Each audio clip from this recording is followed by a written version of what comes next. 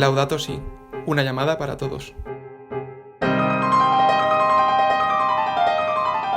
Un campesino salió a sembrar trigo. Cuando sembraba, algunas semillas cayeron en el camino. Poco después vinieron unos pájaros y se las comieron. Otras semillas cayeron en un terreno con muchas piedras y poca tierra. Allí pronto brotaron plantas de trigo, pues la tierra era poco profunda. Pero las plantas no vivieron mucho tiempo porque no tenían buenas raíces, y se quemaron cuando salió el sol. Otras semillas cayeron entre espinos. Cuando los espinos crecieron, apretaron las espigas de trigo y no las dejaron crecer. Pero otras semillas cayeron en tierra buena y produjeron una cosecha muy buena. En este pasaje Jesús hablaba de su palabra al referirse a las semillas, y ella sigue siendo verdaderamente el origen de nuestras semillas diarias. Todos hemos tenido la experiencia de dejar plantar una de esas pequeñas en nuestra vida, regarla y ver con asombro su crecimiento, o entristecernos ante la ausencia o tardanza del debut. Esa palabra que Dios planta en nosotros está llamada a convertirse en un bien superior, de ahí el deber de actuar en consecuencia con ella. Hoy en día el terreno puede ser incluso más accidentado que el de la tierra del campesino de la parábola, y esto puede frustrar el crecimiento de la palabra que Dios nos encarga. Ahí nuestra responsabilidad ante el regalo. En la primera temporada de este podcast hablábamos del asombro, en la segunda de los sentidos. A lo largo de ellas hemos ido conociendo a personas que han encajado piezas en un puzzle inagotable que es la propuesta del Papa Francisco en la Laudato Si. Hoy nos preguntamos, ¿qué es lo que ha movido a estas personas? ¿Qué les ha traído hasta aquí, hasta esta preocupación por el cuidado de la casa común? ¿Cuál es su semilla? ¿Cuál es el origen de esa inquietud que ha terminado dando tanto fruto? El invierno es tiempo de cuidado para las semillas, es necesario para su germinación. Lo explica que es momento de paciencia y de abrigo. Marcos Nogales, alumni UFV y miembro del equipo de comunicación de la ONG CESAL, nos introduce el hilo de la pregunta de esta temporada. ¿Cuál es tu semilla? Como nos explica Marcos, el ruido, la falta de espacio, las prisas que nos trae la ciudad de nuestro día a día dificultan el crecimiento de las semillas, a esos motores que Dios planta en nosotros. Pero siempre hay elementos que dan esperanza al futuro de esas propuestas. Incluso ellos son realmente semillas indirectas de grandes árboles que siguen creciendo en proyectos que el mundo necesita. Son nuestras familias, los lugares merecedores de contemplación, hasta nuestra propia mirada sobre la cotidianidad de lo que sucede. Marcos, háblanos de cultivar en el siglo XXI.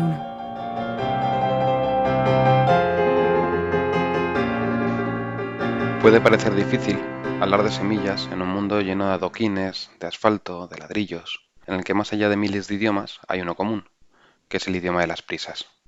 Si bien no lo hablamos todos igual, hemos hecho por entenderlo universalmente. En este contexto, parece que no hay un espacio en el que sembrar y que de haber algún recoveco en el que hacerlo, el día a día no nos da el tiempo para trabajar esas semillas y la calma para perseverar hasta alcanzar los frutos. Si mi abuelo, del que poco recuerdo de mis veranos de infancia en el pueblo, me escuchase ahora hablar de semillas, tendría 1000 acentuaciones que poner. Seguro que se agarraría su bastón en el machado de enfrente de su casa empedrada, frunciría el ceño, me miraría fijamente y diría: «Pero si tú te has criado en la ciudad y no has pisado la ribera nada más que para esperar a que terminásemos la faena. ¿De qué semillas vas a hablar tú?». Pues de esta primera semilla, la familia. La casa es un terreno fértil, donde, para bien o para mal, se marcan nuestras fortalezas y nuestras carencias. Es un lugar al que acudir ante la dificultad, al que volver ante el desamparo, o del que incluso huir, pero no olvidar, ante la oportunidad y el futuro. Es un lugar donde la autoridad tiene nombres y apellidos, pero que no se utilizan. Papá, mamá, son en sí mismos menciones que constantemente nos llevan de vuelta a la más prematura infancia y al primer acto de madurez, el del habla. Si lo piensas, los nombres de los padres son prácticamente intransitados. Para mí y mi hermana, por ejemplo, nunca fueron Juan y Julia, sino papá y mamá. Ahora, años después, con mucha más conciencia y desarrollo vocal, lo siguen siendo. La tradición y el afecto nos lleva a que cada vez que se les menciona, lo hacemos con la sencillez de la criatura que logra articular sus primeras sílabas, sonoras y con vocales abiertas, como si volviésemos al punto de partida, a la semilla, que poco a poco irá rompiendo para dejar paso a las raíces. El campo arado en el que reposa la semilla es la ciudad en la que nací. Color marrón ladrillo, con muchos edificios altos, gigantes, erigidos como hormigueros hacia el cielo, y en el que no hay ningún árbol más alto que un bloque de vecinos. Si visitamos la literatura y el arte que habla de estas grandes civilizaciones a las que ya nos hemos acostumbrado encontramos una visión nostálgica, triste, frente al entorno.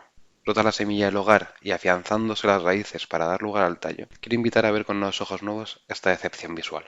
Cómo en la monotonía y la homogeneidad hay resquicios de esperanza, en los muros pintados, los colores, o en cómo el sol de la tarde reviste los ladrillos, y a cada minuto la tonalidad es diferente. De esta manera, rota la semilla del hogar, nos enfrentamos a grandes urbes, que si bien deshumanizan y tienden al impersonalismo, nos vemos en la obligación, en la responsabilidad, de reconstruirlas con un pensamiento más abierto, más libre y más natural que como fueron generadas, pensando en la producción y en hospedar a todas las personas que procedían del éxodo rural. Sin duda, no nos sirve la belleza por la belleza en estos lugares, también hay que ser prácticos, pero debemos, por nosotros y por el futuro, repensar las formas en las que estos espacios hacen menos familia a las familias, menos reales las relaciones sociales, más desiguales las clases y más difícil un consumo responsable, poniendo a los peatones sobre los vehículos, a las personas sobre las tiendas, la calidad de vida frente a la cantidad de potenciales trabajadores. Para esto, entre los grandes y repetitivos edificios de ciudades como Madrid y sus periferias, suenan como una orquesta improvisada el ruido de los coches, los trenes y aviones. Pero hay huequecitos para escuchar y ver armonías que si nos dejamos afectar propician un querer embellecer esta realidad con nuestra presencia, y eso es un motor de cambio.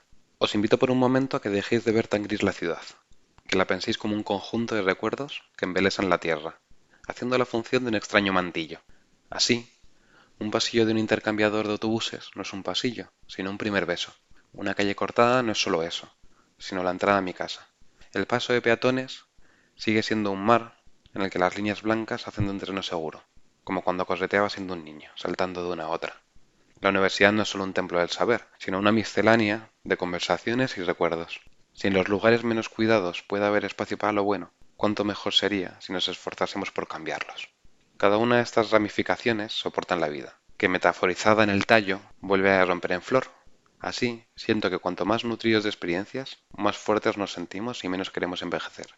Más oportuno nos puede parecer lo que resultaba detestable, más nos atrae lo desconocido, lo ajeno, más abiertos estamos a escuchar y más dispuestos a dar algún fruto.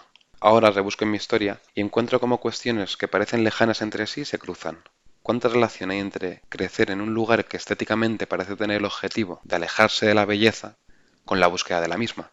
Cómo la educación y cariños recibidos, o la inspiración de ciertos maestros y amistades, han ido empujando a mi propia vida a encontrar un medio por el que dar al resto lo que necesite y, ante todo, cuidar a las personas con quien me cruce. Cómo vivimos en una sociedad en la que existe una lucha constante por desprenderse de viejos prejuicios que abandonan al desvalido, la salud mental, las relaciones tóxicas, el propio ecosistema, y a pesar de extremismos y manipulaciones, convierten causas comunes en iniciativas individuales para mejorar la vida del resto. Viéndolo con perspectiva, lo bueno de la dificultad que plantea este mundo asfaltado, lleno de prisas por la cotidianidad, es que requiere una intención. Hace falta ser consciente de las semillas que nos construyen y cómo las trabajamos, ante el peligro de dejarnos llevar hasta que sea demasiado tarde. Y entonces haya sido la casuística quien marque el camino que seguimos. Cómo, desde la pequeña parcela donde hemos caído, podemos hacer de este mundo un lugar más justo, más familiar, más sostenible. Una casa común en la que dé gusto estar.